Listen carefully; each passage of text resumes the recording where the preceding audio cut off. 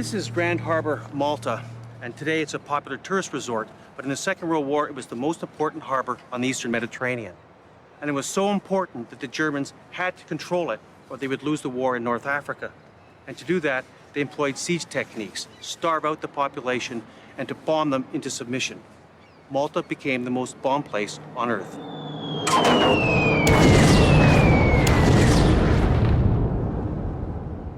We've come back to Malta to tell the story of the Great Siege, one of the most important battles of the Second World War. We want to look into the people who are here, the civilians, the gunners, the Navy and the Merchant Navy, and of course the legendary fighter pilots who won the Siege of Malta.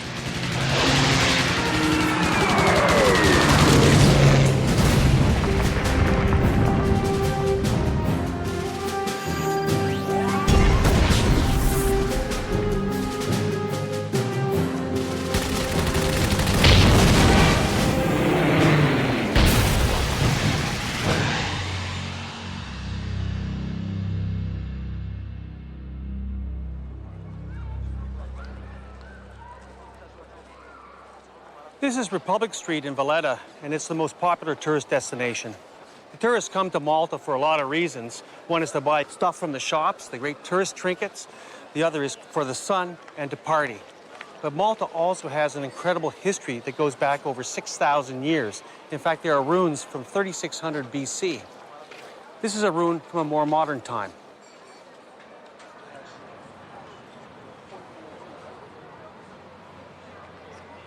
This is not a Roman ruin. This is what's left of the Valletta Opera House. It was carpet bombed by the Germans in April 1942, and much of Malta was like this. This was a beautiful building.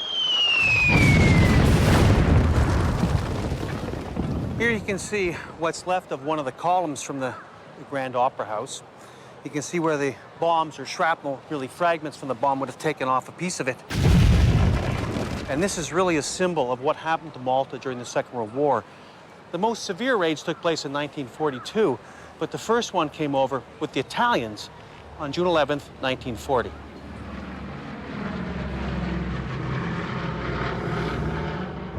In the late spring of 1940, the tiny island of Malta is a quiet British outpost in the middle of the Mediterranean, far from the war raging in Western Europe. But with the entry of Italy and its colonies into the conflict on June 10th, Malta becomes a principal target for the Italian Air Force.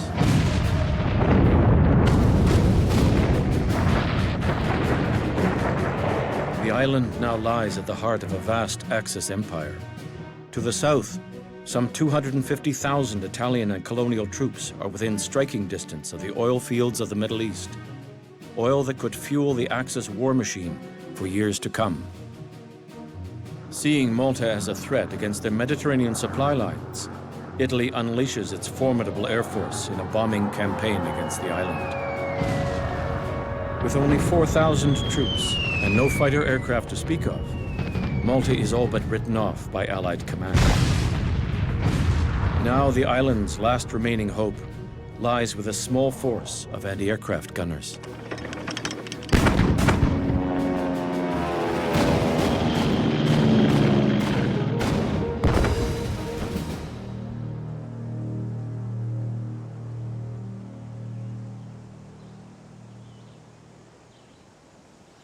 I'm with Major Maurice Ejus of the Royal Malta Artillery, and this is one of his gun emplacements during the Great Battle for Malta.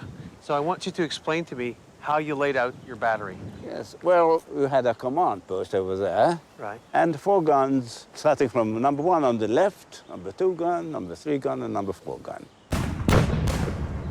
Here, this is where the gun would have been. That's right, yes. It used to be stuck to the ground by means of nuts and bolts. It was a 3.7-inch heavy attack gun. The shell was 28 pounds, 28.5 pounds. And the cartridge was about that high. Your objective was to shoot down and harass. That's right. The Italians, they used to come at 23,000, 25,000 feet and never changed direction, never changed height, and never changed speed.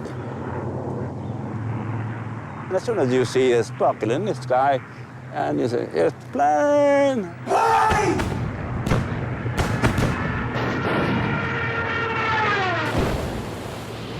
when they get too close and they start a deeper dive, then you can't fire anymore. And the operations room used to order barrage 6,000 feet. Each gun position is given an area in the sky to shoot at. This strategy, known as the box barrage, forces attacking bombers to ascend to higher altitudes over the intended target, hindering their ability to bomb accurately. As planes approach, anti-aircraft units unleash sustained barrages at predetermined angles, creating a box of withering fire that will blast any aircraft attempting to fly through from the sky.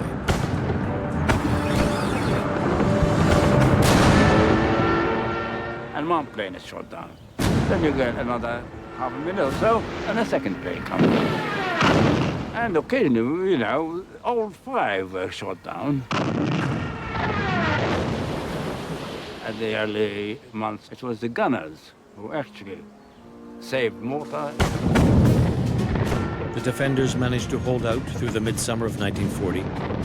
Hoping to capitalize on their success, the Allies send 24 Hurricane fighters to Malta, along with experienced pilots from all over the Commonwealth, who quickly chase the Italian bombers from the island's skies.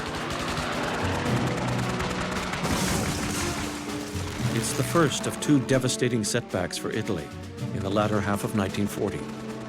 In December, the Italian 10th Army is defeated in Egypt by a much smaller British force. And by the end of the year, the Axis is in real danger of losing its foothold in Africa. The Allies are on the offensive at last. But for Malta, this new optimism will be short-lived. After the initial attacks by the Italians in June 1940, things went pretty quiet in Malta. A lot of the people returned to their homes, and war didn't seem to be such a bad thing after all. But in North Africa, things were changing. The Italians were failing miserably against the British, and now the Germans were to step in.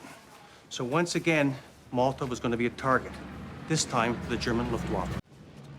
January 1941, a small British-led force on the tiny Mediterranean island of Malta is held out against 6 months of attacks by Italian bombers.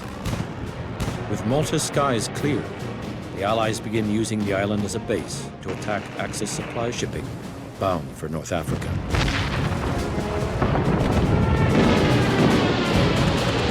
Fearing a total loss of Axis holdings in North Africa, the Germans dispatched General Erwin Rommel to regain control of the situation.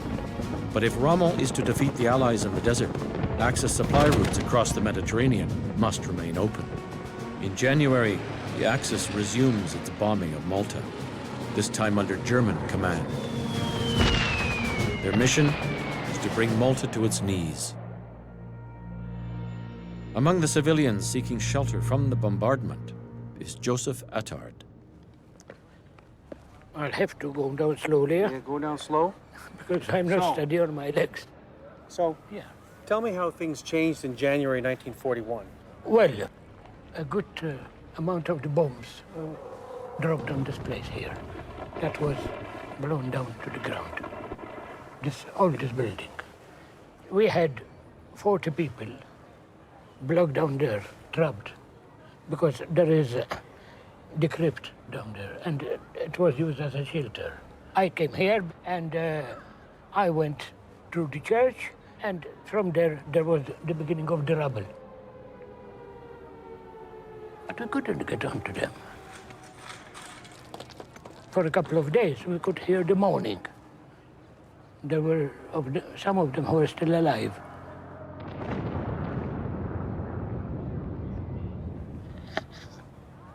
And tears coming to my eyes. I was so close to them, and yet so far.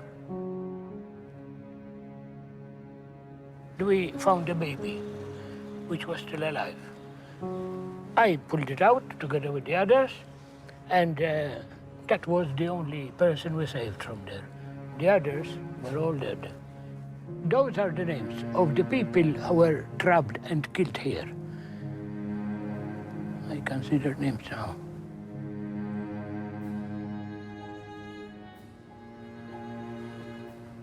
Most of them I know personally, those people.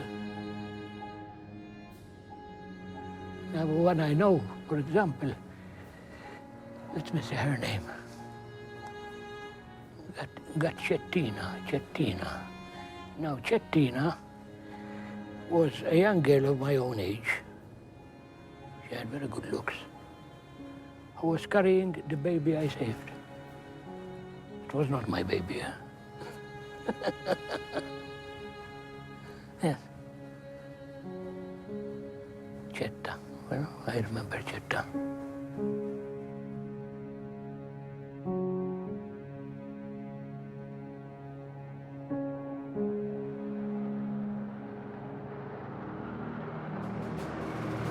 Through early 1941, the bombing campaign intensifies.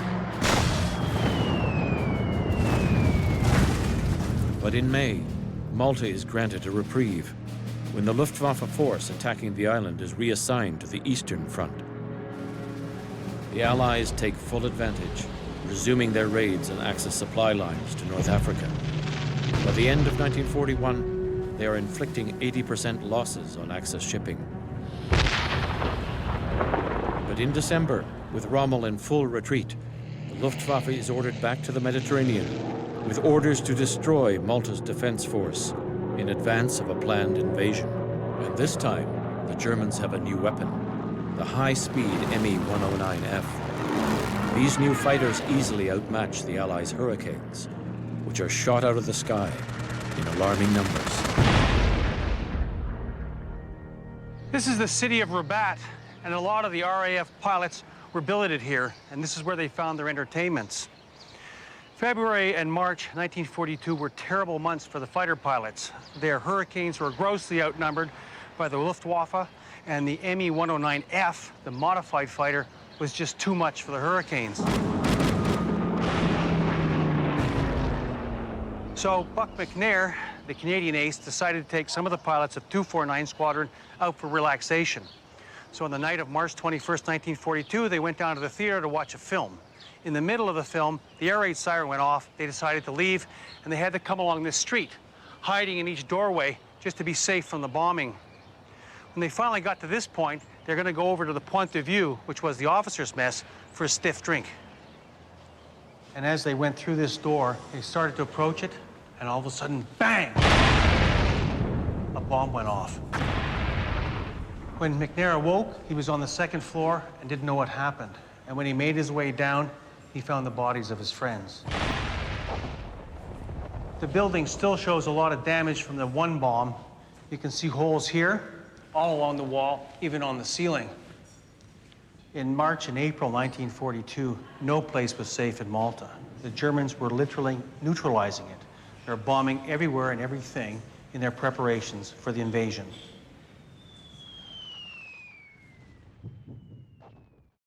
Discover the past with exclusive military history documentaries and ad-free podcasts presented by world-renowned historians, all on History Hit. Watch them on your smart TV or on the go with your mobile device. Download the app now to watch everything, from the gripping story of the Band of Brothers to Operation Barbarossa and D-Day. Immerse yourself in the dramatic stories of this remarkable era by signing up via the link in the description.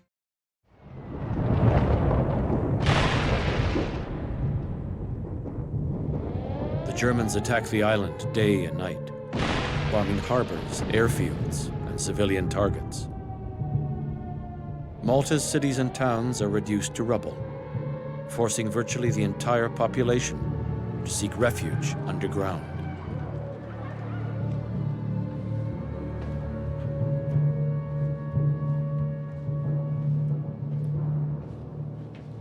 This is one of the communal bomb shelters in Vittorioso in Malta. And this is where the whole population of Malta would live, or at least they'd live underground. You can see that this is all limestone, and it's all hand-chiseled. Here are the pick marks up here. And the advantage to the Maltese is that their whole island is a limestone rock, which is quite soft. That meant they could dig in. So when the Germans bombed, the whole population went underground.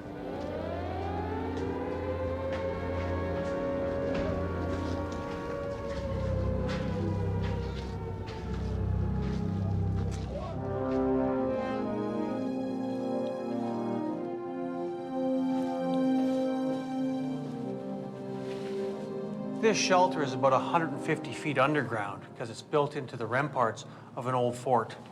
And you can see here, this is the sleeping quarters, and you can imagine how cramped the conditions would be and how stale the air. Personally, I don't like small places. I don't know how long I'd last, but I'd much rather be under here than having to face the bombs. These little holes are very well-planned ventilation shafts. And of course, they'd have to drill them all the way through to the top to get some fresh air because the air down here would be totally stale. Even now, with just a couple people around, you can tell it wouldn't be very comfortable. And if you had a whole bunch of people, families, hundreds of people here, they probably couldn't wait to go upstairs. But during April 1942, the Germans were bombing so often, every few hours, that they had to stay down here almost 24 hours a day. They didn't realize it, but the Germans had dubbed Malta the Hornet's Nest, and now they were going to smoke it out. To do this, they brought 600 aircraft, including 300 fighters. Now, the people could stay underground and they'd be protected from the bombs, but that wouldn't save Malta. Malta needed a new fighter. They needed Spitfires.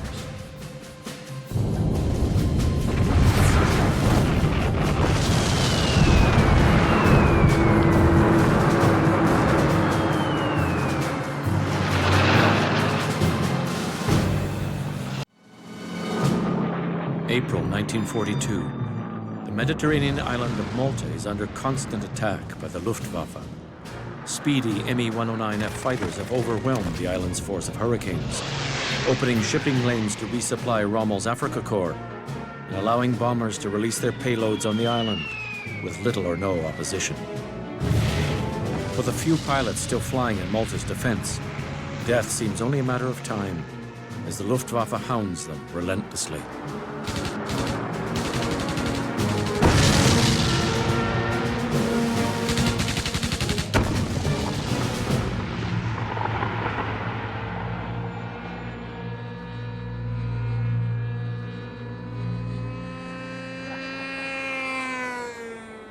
This is the Cali airfield, and during the Second World War, this was one of the most important fighter bases for the defense of Malta. And now, the only airport that this serves is for the model airplane guys, and you can hear their engines going and flying around here. This was the original base of the Hurricanes 249 Squadron in May 1941, and this was the centerpiece for the defense of Malta. And of course, the Germans knew this, and it was constantly strafed and bombed. They come over 6, 7, 8 times a day with 100 bombers, and they just pound the hell out of this place. And by the spring of '42, there's only half a dozen serviceable Hurricanes in operation, and they were no match for the Messerschmitts. They had been upgraded. So the only way Malta was going to survive was to bring in Spitfires, and a lot of them. But delivering the fighters to Malta poses a significant problem. Gibraltar, the nearest British airbase, is 1,200 miles to the west, well beyond the Spitfire's range. The solution is simple but risky. The Allies load the fighters onto aircraft carriers and sail them to within 700 miles of Malta. From there, pilots take off and run a terrifying gauntlet of prowling Me-109s, hoping to reach Malta before running out of fuel. I'm here with Ian McLennan, who flew Spitfires in the defense of Malta. He arrived in July 1942, and he shot down 7 aircraft and was a Malta ace. So within landing, even 24 hours, you saw your first German airplanes? Oh, well, when we were landing, there were Germans all over the place. Of course, it was being strafed and bombed. And you could just see, I'd never seen it in my life before. 109's coming right at you, with the guns flaring. 88s are dropping bombs around. I'd never seen anything like it in my life. It was a hectic time, you know what I mean? Yeah. There was no time to be scared. You just, what you were doing, get your Spitfire down. And then running, someone would wave at you and you'd run and get down into cover. So this was the old Cali runway. Right. And of course, it would have been grassed? No, there was nothing like this. It was just a grass drone. And they kept it. Now, it was always being mended because they were trying always to kill the airfields. The trick was to stay alive. So once the Spitfires came in down here, they'd be pulled off into a splinter pen, they'd be refueled, rearmed, the pilot would get out, a fresh pilot would get in and go up and join the melee. Yeah, sure. But the ideal thing was to get up to around 30,000 feet, hanging on your props, waiting for the bounce. So they're coming at you from Sicily, and you're sitting in the sun, and they can't see you. You see these tiny little specks. And maybe there'd be 40 Junkers 88s, and maybe 30, 40, 50 109s. You made sure you gave your guys the best chance for the first bounce, and down we go at them.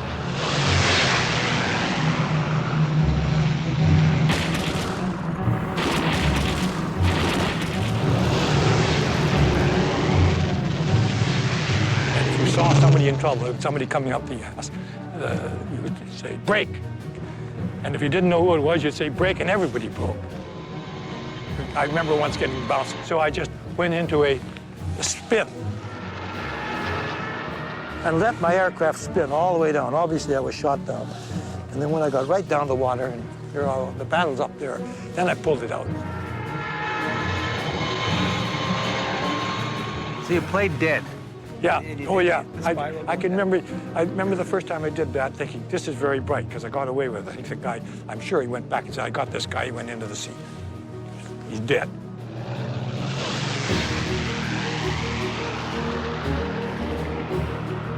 The trick was to get up close, give him a bit of a lead, and if you were flying right behind him, slightly above, coming down.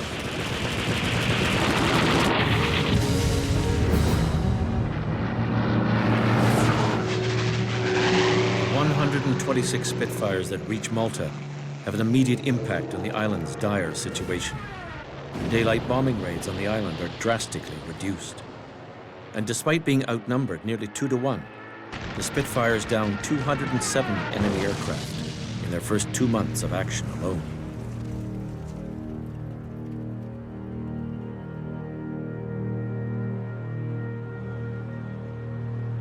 The aircraft that made the difference in the battle for Malta was the Spitfire. And this is an example here. A most graceful, it's one of the most beautiful aircraft, isn't it, really? Yeah, it's a wonderful design. Well, these are the things that did the greatest damage. This is a 20 millimeter and a SAPI ammunition, semi-armor piercing incendiary explosive. So it would go through steel, burst everything. These are the things that blew things apart. The machine guns didn't do as much damage, but mind you, they could kill. You had 20 seconds, 30 seconds firing. So that means you learn to nurse it. Because once you're out of ammunition, you're very vulnerable. You're nothing, obviously, but still, you then have to get out of the fight. These are 20 millimeter shells, and it is armor piercing, and it's explosive. So it's a very deadly weapon going into another aircraft.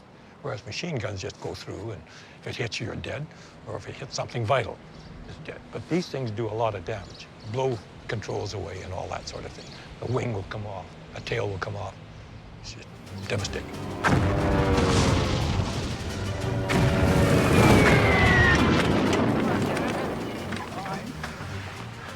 Whoop. Thanks. Okay, you guys, chalks away.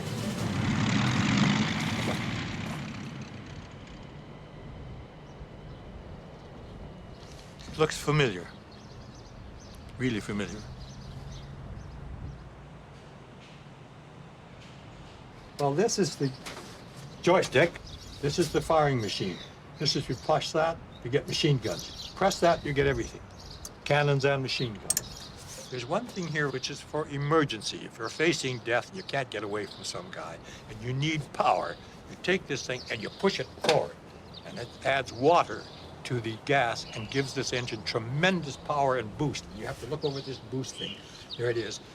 And you couldn't leave it on for more than a few seconds or the engine would burst, would disintegrate. I remember several times looking at it, flirting with the idea, I'm going to use this bloody boost if I don't get out of this fairly quickly. And I think I did it once, but you really didn't want to do it. And I think if I did it, I probably did that. And then did that. And I got away.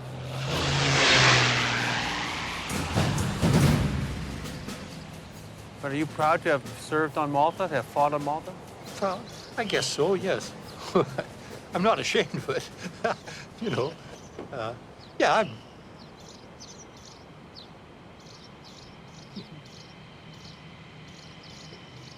Yeah, well, there were a lot of guys like me, you know what I mean? Yeah. Despite the best efforts of the newly arrived pilots, Malta's fate still hangs in the balance. In June, 2 supply convoys set out for the island, but Axis forces still control the surrounding sea and skies. Even with heavy escort, only 2 Allied ships managed to arrive safely. By midsummer, with no further relief on the horizon, the island is on the brink of capitulation. The population is down to its last rations and will not be able to hold out through fall. The pilots, too, are feeling the strain, plagued by poor food and extreme lack of sleep.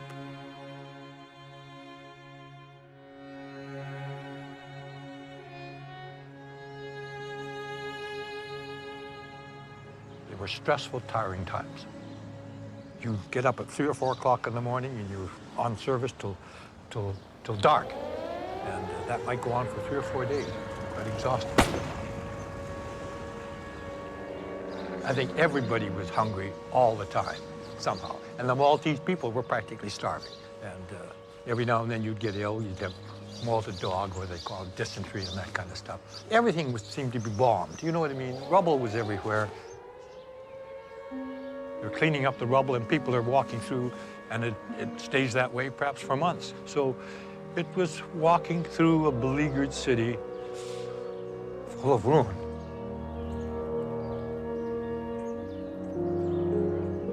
And there were air raid shelters down underneath all this limestone, stairs and everything going down. And I remember on one occasion, I started for it, and then I saw a woman sort of running towards it. And I didn't like feeling it. I think she was terrified. And I thought, she's going to hurt herself.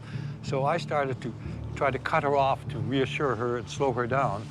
But I missed her, and down she went. And when I went down, she was dead. So, you know, distressing. Very distressing. This was happening all over Malta. Yeah, oh yeah, every day. It was a bad time.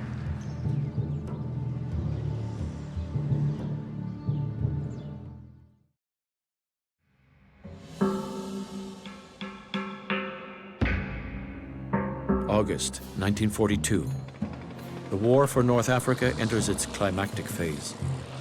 The Allies have stopped the advance of Rommel's Afrika Korps at the First Battle of El Alamein, a victory due in great part to Malta-based attacks on Axis supply ships. For the Germans, the situation is now clear. If they hope for a victory in North Africa, it is imperative they eliminate the threat from Malta, once and for all. In the late summer of 1942, dogfights between Spitfires and Me-109s rage over the island, as the Luftwaffe attempts to wear down the outnumbered Allied defenders. This is the Chara Palace in Medina, and now it's a 5-star hotel, but in 1942, it was an officer's mess for 249 Squadron, as well as 1 or 2 other fighter squadrons that served at Takali Airfield. And of course, from this position, you can see Takali Airfield just over here, and the pilots who weren't flying could get an excellent view of the dogfights that would go on. So you'd watch the dogfights, so on your day off? From time to time, yes. You know, you can imagine they're way up there, they're high, and it's fascinating. It's like a small opera, but you can't tell who's who, really. But it can change suddenly. Dogfights varied. There could be 6 Spitfires going after 3 109s strafing right in front of you, under 2,000 feet. Almost you could touch it, you're scared. Guns are blazing or are about to blaze. So it's quite dangerous, and you can hear the bangs and the crashes.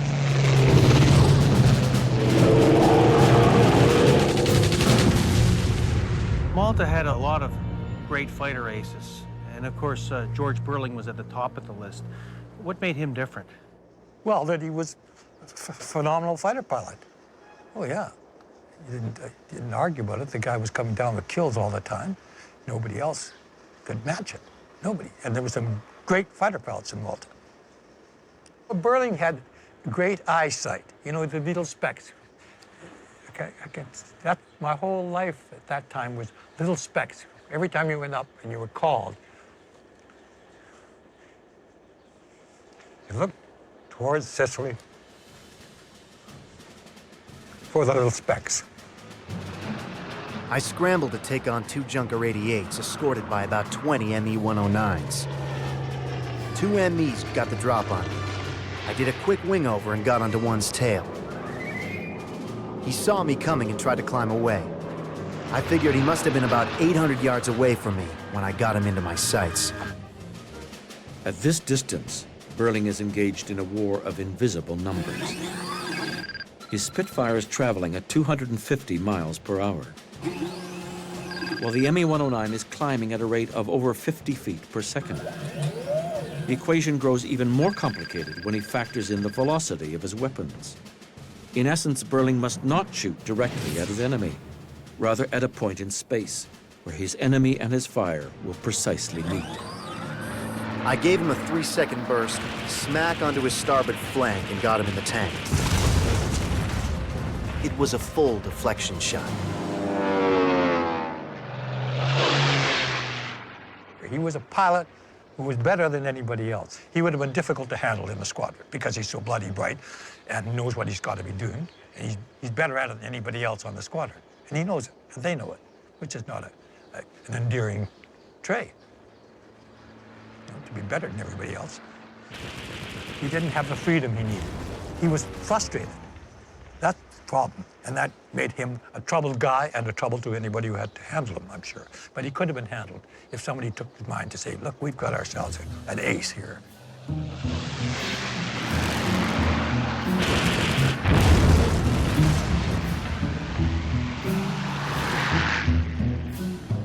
By August, Burling was already a legend in Malta. He had 15 kills. He had at least half a dozen probables and damaged. He was the #1 fighter pilot on Malta. But every pilot knew at some point his number could come up. On August 8th, 1942, Burling's number came up. A bunch of yellow-nosed ME-109s were waiting for us, and every mother's son of them stayed to fight. I quickly turned to get under one of them and gave him a 2.5-second burst.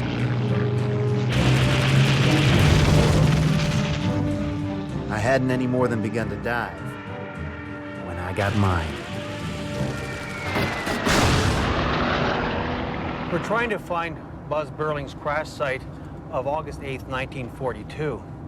The passage of time makes examining any battlefield difficult. Of course, specifically, exactly where it took place in the field, well, that's another story. Then you need an eyewitness.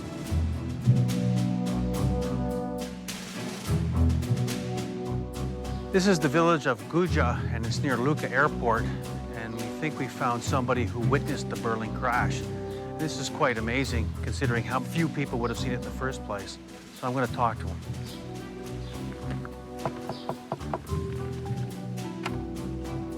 Hello, Joseph. Hi. How are you? Look out for it. I came to find out about the Buzz Burling crash site. You're the eyewitness we're looking for. So, Giuseppe, what did you see when the Spitfire came down?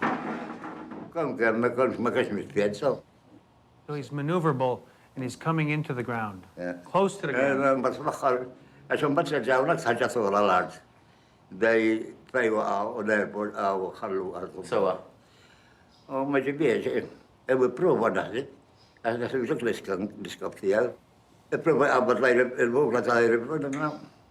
Where did the plane crash? Between village and Tarishan.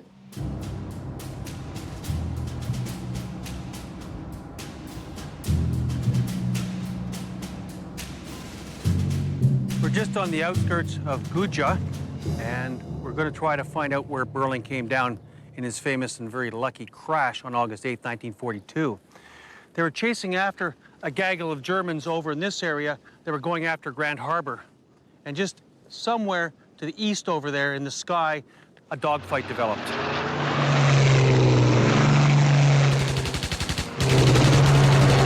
Now, Burling had already had 15 kills. He went in, and with some very fine deflection shooting, he had his 16th. The Me-109 went down. The problem was somebody got him, and he got hit in the engine, and his engine cut out and died, and he's stuck in the middle of a dogfight with no engine. The old Merlin wouldn't give me any more than 160 miles an hour and was heating up fast. The Spit was sinking slowly. It had begun to look like a bailing job. By the time he gets his harness all set, he's down to 200 feet. He's got to be going about 100 miles an hour. He came down gradually by that church over there. Right ahead, I could see a nice plowed field, about an acre in size, surrounded by low stone walls. Now, the danger here is all these stone walls. If a Spitfire hits one at 100 miles an hour, you're a dead man. I slithered along, cutting the glide fine, but not too fine. It's damned easy to flip these spits and spin in. Gotta try to keep that nose high. Burling's Spitfire came across this field, makes a belly landing, and just as it's about to hit the wall, he tips the wing down, and it stops cold. Climbs out of the cockpit, inspects the plane. He had nothing but a cut.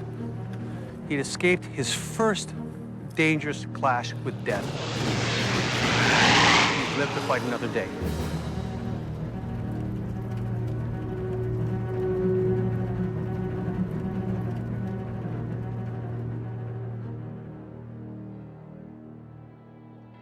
But struggle as they may, fighters alone cannot save Malta.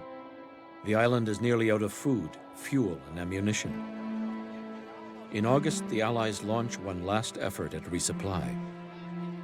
This convoy must reach Malta, or all efforts to defend the tiny island will have been in vain.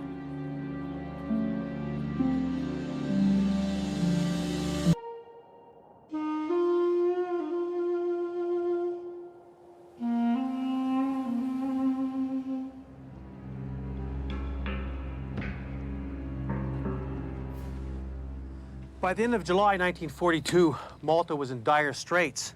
The Spitfires had alleviated the attacks on the island, but it was simply rubble. They had bombed everything into oblivion, and now the people were starving. They had no ammunition, and their fuel was low. They knew that the only way to survive was a do-or-die convoy, and it was codenamed Operation Pedestal, and it left England in early August 1942.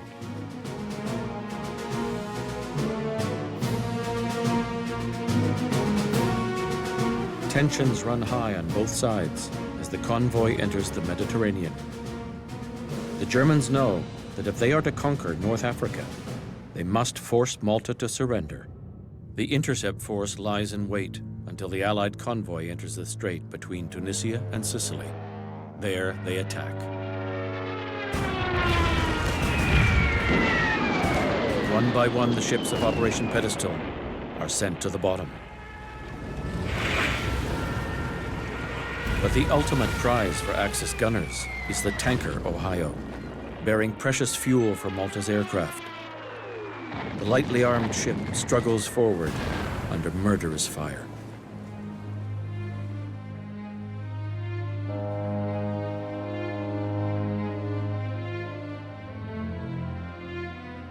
Within a week, we would have surrendered, definitely.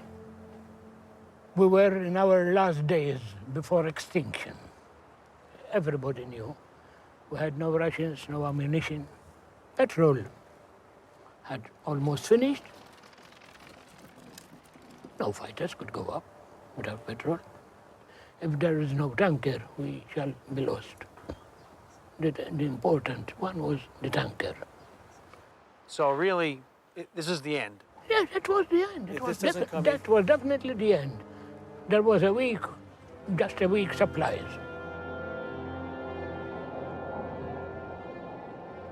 We were just hoping that something comes down from heaven. That's why we call the arrival of the convoy, of the Santa Maria convoy, as a miracle. .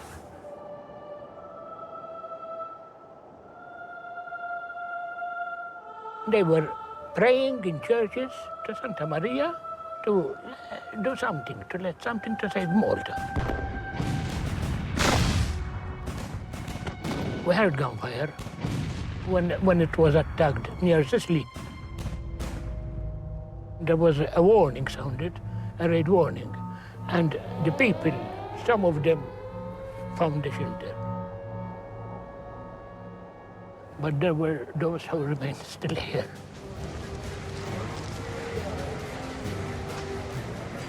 It appeared between the two lighthouses there, being cradled on two cables held by two destroyers.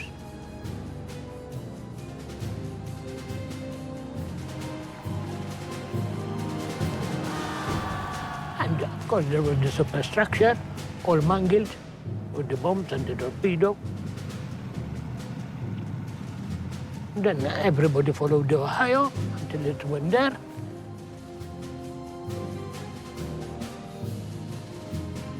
And they started immediately piping the oils out. There was joy all around, clapping.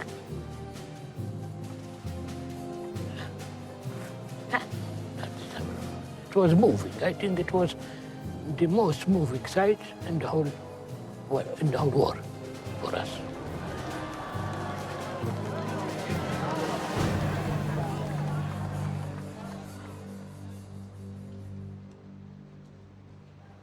After the Ohio, things quietened down in Malta.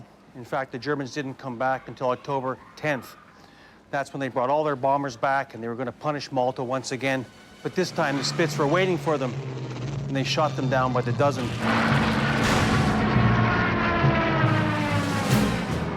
In 5 days, Berling added 8 to his total.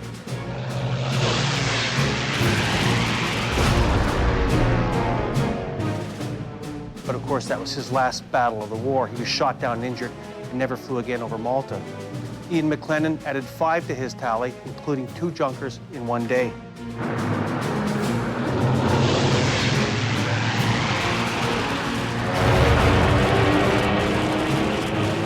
But the real changes were taking place in North Africa.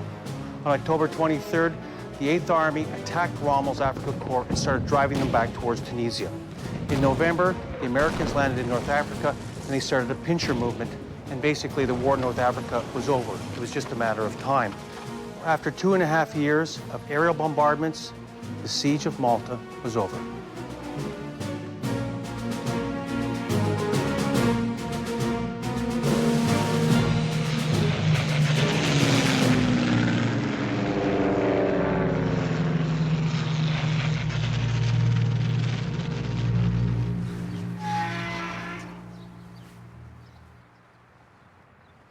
This is Cappuccini Naval Cemetery, south of Grand Harbor. And it was used by the British for more than 100 years. And there are 700 Second World War burials here. You can see how they're laid out, that the men are buried in crypts, in really a collective grave in a crypt. Then a large slab is put over top, and the details of the burials on top, with the cap badge of the associated unit.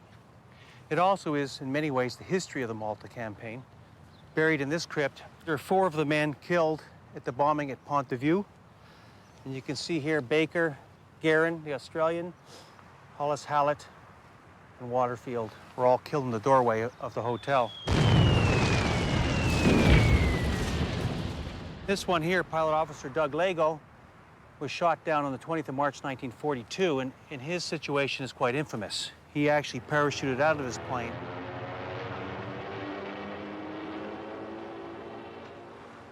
The German went over and machine gunned his canopy. So the parachute collapsed and Lago fell to his death.